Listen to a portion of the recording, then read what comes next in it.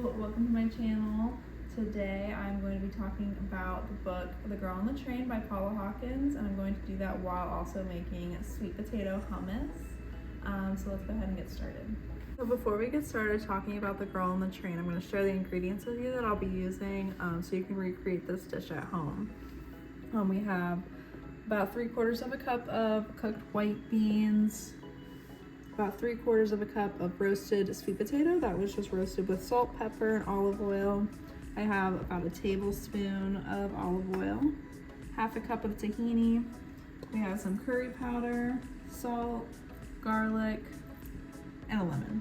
And then I'm gonna probably top it with some harissa paste when it's all done. So we're talking about The Girl on the Train today, and it is by Paula Hawkins. It is a mystery novel. There's about a few different girls. There's Rachel, there's what's her name? Anna, and there is Megan. The story is told in their perspectives, which I thought was very interesting. Basically, I'll give you a little summary of the whole thing. It starts out with Rachel. She's the protagonist of the story. She's this crazy alcoholic girl. She's kind of frustrating to watch throughout the whole movie. Book, not movie. It's a book. I just wanted that to go down a little bit before putting the rest of the stuff in here. Anyway, Rachel, so she's a very frustrating character. She's an alcoholic who spends her day pretending to go to work, so her roommate doesn't find out she doesn't have a job. And she comes up with a story for this couple that she sees from the train every day when it stops. And one day she notices that the girl has gone missing, and she devotes her entire time to finding out what happened to this girl. And it's kind of, she's pretty creepy, and she's definitely crazy. What is all she goes through to think that she's like some sort of detective. Overall, her character is really unlikable. This story has an overall theme about I think women having like a sense of purpose in the world. So Anna, she's a mom. Her husband works all day for the most part, and she's home alone with their small child. Oh no, we got seeds. Oh no. Uh-oh. Okay, that's fine. They'll be okay. One seed won't kill me. But yeah, and she comments at a point in the story saying that she envies her younger sister, who is able to go out Saturday night, lounge on the couch when she comes home, watch a movie.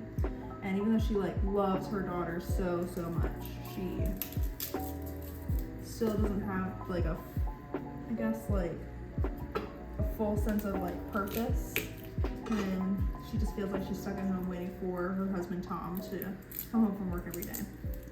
The same goes for Megan. She's like an interesting character when we hear about her perspective. It's really sad because I feel like she like loves her husband so much, but she feels just like stuck in place, and she just really wants a way out. She wants to go on adventures. She doesn't want to be a stay-at-home wife or mom. That's just not the life that she has envisioned for herself. Not like I envisioned for myself. Okay, I didn't mean to say that.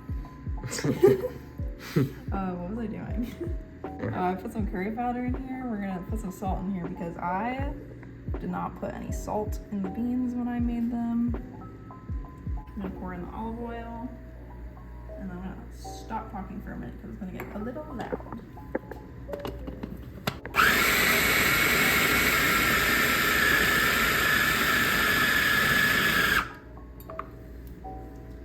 I'm gonna add some like ice water into here, and it like makes it like creamier.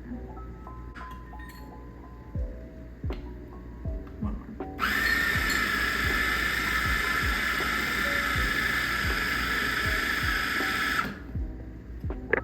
Okay, we are done with our hummus.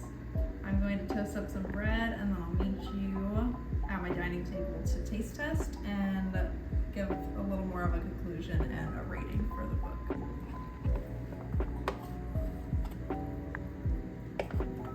This hummus is thick.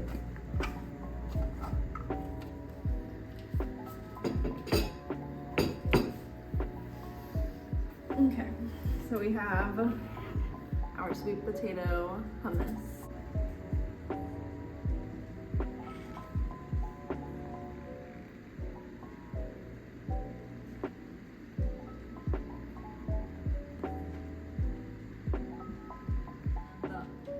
Kind of looks like puke. Hopefully it tastes good. Is this the first Paula Hawkins book you ever read? This is the first Paula Hawkins book I've ever read, and I might read another one of her books. I'm not sure what else she's written. Do you have any interest in watching the 2016 film adaptation of the book starring Emily Blunt? Oh, I like her, I think. That got a 44% on Rotten Tomatoes. Well, I know that you don't like it, but I've heard that it's good from someone else, so I would definitely check it out.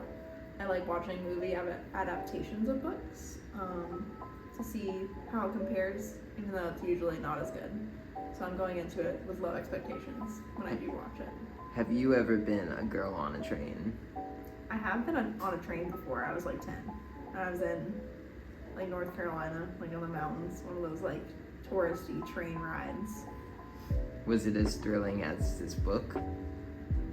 I don't remember. Would you rate The Girl on the Train? I would rate The Girl on the Train, I think an 8 out of 10. The main character could be very irritating, but I really like the story. I definitely did not like have any clue as to what the end was gonna be like until like 70 pages from the end, which I feel like is pretty good. I feel like sometimes I read a mystery novel and I can figure it out almost within the first like third of the book what's gonna happen in the end.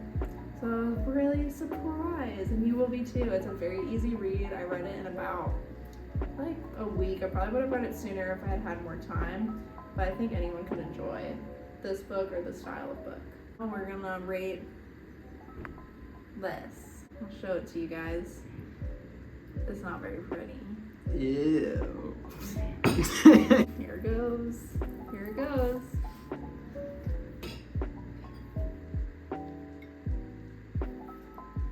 I mean, I feel like it's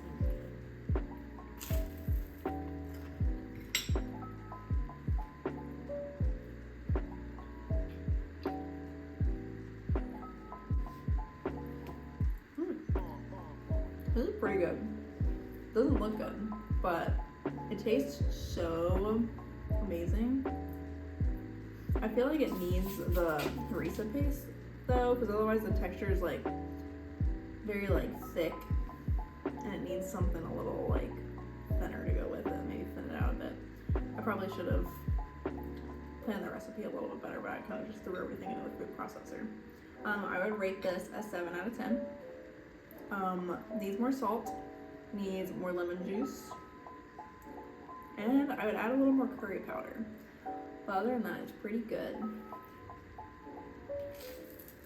That's it for this week. I will see you guys next time. Who knows when that'll be. Okay, bye.